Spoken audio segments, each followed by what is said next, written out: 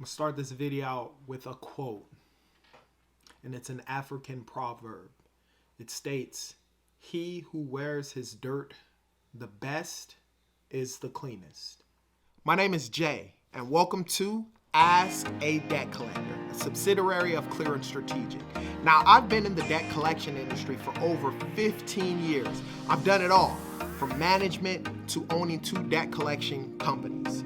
Over the last 10 years, I've been the go-to guy for friends and family for questions regarding debt and credit.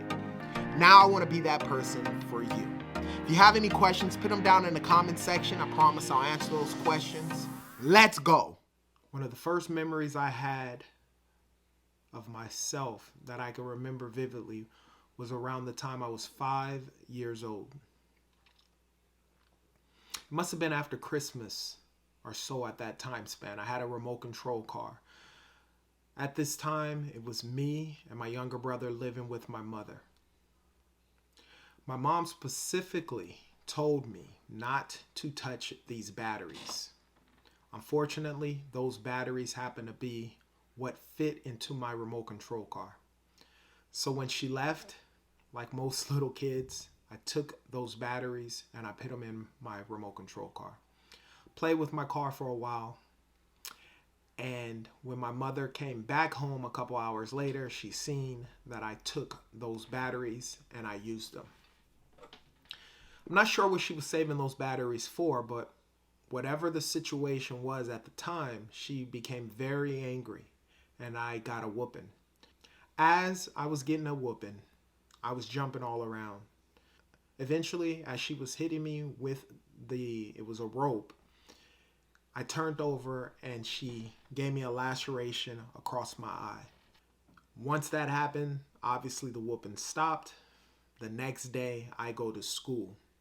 I remember a teacher asking me what happened to me, and I made up some story about running into a rose bush and getting scratched in my eye. So after telling my teacher that story, maybe she didn't believe what it was that I was saying. Shortly after, we were sent to Polinsky. I think I told the truth. We were sent to Polinsky, me and my younger brother. We stayed there for about 3 days, and then we were sent to foster care. While in foster care, my grandmother, which is my father's mom, who was a foster mom, took us in. There was pretty cool. I was there with my younger sister, my older sister, and my older brother. It was 5 of us total, with other foster kids as well in this home. About the time I was 6 years old, from the time I was 6 to about the time I was 10, I was molested by one of the foster kids at the house. Now, when it came to high school, I was a 5th year senior, meaning I went to high school for 5 years. The first 2 years of high school, I failed everything.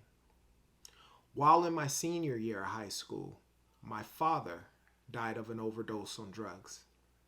About a year after me graduating high school, I ended up making a very huge mistake. That mistake gave me a felony and put me in jail for 3 months and 20 days. While incarcerated, I had a lot of time to reflect over my life and everything that transpired. I paid my debt to society, and 5 years ago, I'm 40 years old now, at the age of 35, while my wife was pregnant with our twin boys, I was able to get my felony expunged. I tell you that story because for so long, I allowed the things that happened to me and the mistakes that I've made in my life to hinder me. I've carried it around like a big sack on my back, telling myself that I just wasn't good enough and I would never be good enough. What has happened to me and the mistakes that I've made no longer control my life and who I am today. The mistakes that you've made and the situations that have happened to you do not control who you are. It took a very long time for me to realize this. It took up until probably about 3 months ago. What happened at that time span is I joined a group called Breakthrough Mornings. The person who actually started the group and owns the group is a guy by the name of Steven. Breakthrough Mornings. In this group, every single morning at 9 a.m., we would meet with other individuals in different walks of life. One of the things that I learned in this group is to be vulnerable and to forgive myself. Thank you, Steve, for that. I don't care what your situation or your circumstance that you had in the past. Today, you can decide to start moving in a positive light. I don't care how old you are. I don't care what race you are. I don't care what you believe. Today starts the day that no longer what you have, the past mistakes you have made and the situations that has happened to you will no longer control your life from here forward. I share that with you guys because I know that there are people out there who have gone through similar situations or circumstances and have allowed those situations and circumstances to hurt and harm and to keep you down. It don't have to. It all starts here.